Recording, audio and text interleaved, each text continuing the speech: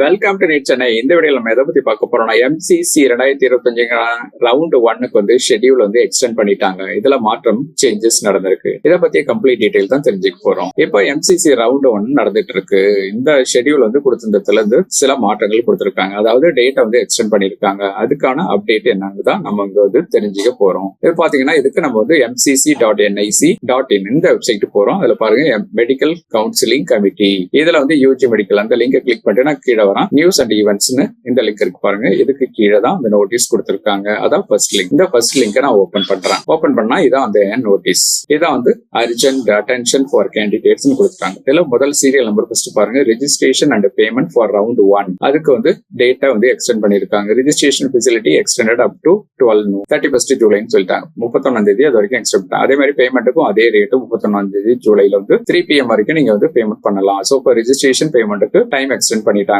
தெரிஞ்சிச்சு. அடுத்தது பாருங்க ரீசெட் ரெஜிஸ்ட்ரேஷன் ஃபார் ரவுண்ட் 1. இதை வந்து ரீசெட் நம்ம பண்ணிக்கலாம். ரீசெட்னா என்னன்னு நம்ம டீடைல்ல பார்க்கலாம். அடுத்தது பாருங்க சாய்ஸ் ஃபில்லிங், அதுக்கான டேட்டும் 31 ஜூலை எக்ஸ்டெண்ட் பண்ணிருக்காங்க. அடுத்தது சாய்ஸ் லாக்கிங், அதுக்கும் பாருங்க அது 31 ஜூலைல 4 PM இருந்து 11:55 PM வரைக்கும். அடுத்தது சீட் ப்ராசஸிங்க்கு பாருங்க 1 ஆகஸ்ட் அண்ட் 2 ஆகஸ்ட் 2 நாள் டைம் கொடுத்திருக்காங்க. அப்புறம் அவங்களே சீட் ரிசல்ட் அறிவிக்கிறது பாருங்கன்னா 3rd and 4th ஆகஸ்ட்ல அறிவிச்சிருவாங்க. அடுத்தது ஃபைனலா பாத்தீங்கன்னா ரிப்போர்ட்டிங் வந்து நம்ம காலேஜ் போய் ஜாயின் பண்றதுக்கு 4th ஆகஸ்ட்ல இருந்து 8th ஆகஸ்ட் 5 நாள் டைம் கொடுத்திருக்காங்க. சோ இதான் நம்ம வந்து முக்கியமான டீடைல். ரீசெட் ரெஜிஸ்ட்ரேஷன் என்ன அப்படின்னு பாத்தீங்கன்னா, நீங்க வந்து கவுன்சிலிங் ரெஜிஸ்டர் பண்ணிருக்கும் போது ஏதாவது ஒரு ஆப்ஷன் மட்டும் செலக்ட் பண்ணிருப்பீங்க. எக்ஸாம்பிள் ஆல் இண்டியா கோட்டாக்கு 15% மட்டும் நீங்க கொடுத்தா அதுக்கு ஃபீஸ் பே பண்ணிருப்பீங்க. 5500 கொடுத்திருப்பீங்க. எக்ஸாம்பிள் அன்ரிசர்வ்டு கேட்டகரி கொடுத்திருந்தீங்கன்னா நீங்க வந்து 11,000 கட்டிருப்பீங்க. சோ இப்போ வந்து நீங்க போய் அதை மாத்திக்கலாம். அந்த ரீசெட் இப்போ மாத்துறது அந்த ரவுண்ட் 1ல இருந்து ரவுண்ட் 4க்குள்ள நீங்க ஒரே டைம் தான் மாத்த முடியும். அதை மாத்திக்கலாம். அதுக்கான ஆப்ஷன் தான் கொடுத்திருக்காங்க. சோ அப்போ நீங்க ஆப்ஷன் மாத்தும் போது உங்களுக்கு வேற காலேஜஸ்